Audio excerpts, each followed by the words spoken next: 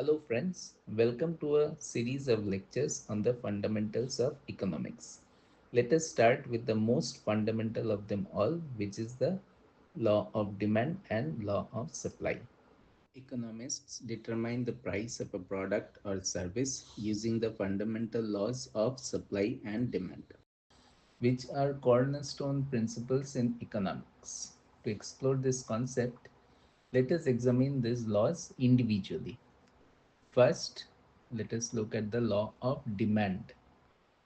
The law of demand states that as the price of a product or service increases, fewer people are willing to purchase it, leading to decreased demand. Conversely, when the price decreases, demand increases as more consumers are inclined to buy the product or service. This relationship can be visualized in a graph where the demand curve slopes downward. Higher prices correspond to points on the left side of the graph representing lower demand, whereas lower prices are depicted on the right side indicating higher demand. To illustrate this point, when a product's price increases, its demand decreases because consumers are less inclined to purchase it. This relationship underscores the inverse nature of price and demand as stated by the law of demand. But can we understand how this law of demand originates in economics? We can understand it in this way. Individual consumers' demand contributes to the total market for demand. Each person has a unique demand function based on their own preferences, income, and willingness to pay for a product at varying prices. When these individuals' demand functions are aggregated or summed up, then they create the market demand curve, which is the total demand curve and which reflects the total quantity demanded by all customers in the market at each price level. This aggregation or summing up helps explain how consumers' behavior influences overall market dynamics.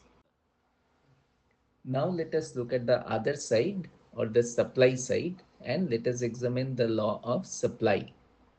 The law of supply explains the behavior of producers in relation to price changes. When manufacturers observe an increased demand for their products, they tend to increase their prices. Conversely, when fewer people are purchasing their goods, manufacturers are incentivized to lower prices to stimulate demand. If we plot it in a graph, the supply curve slopes upward, indicating that higher prices are associated with greater quantities supplied.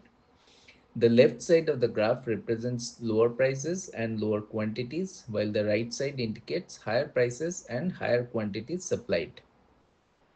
Now that we have looked at both the supply side and demand side, let us put them together. When the demand and supply curves are plotted in the same graph, the point at which they intersect represents the equilibrium price and quantity. At this point, the price of the product or service aligns with the quantity that consumers are willing to purchase and producers are willing to supply. This intersection reflects market balance where the quantity demanded equals the quantity supplied. We say that at this point we have equilibrium price and equilibrium quantity. So to conclude, the interaction of supply and demand determines both the equilibrium price and the equilibrium quantity of a product or service in the market. It ensures that the market operates efficiently, balancing consumer desires and producer offerings. Also, this helps us understand that market demand is derived from the sum of individual demand functions and emphasizes the critical role of consumer behavior in shaping overall market trends.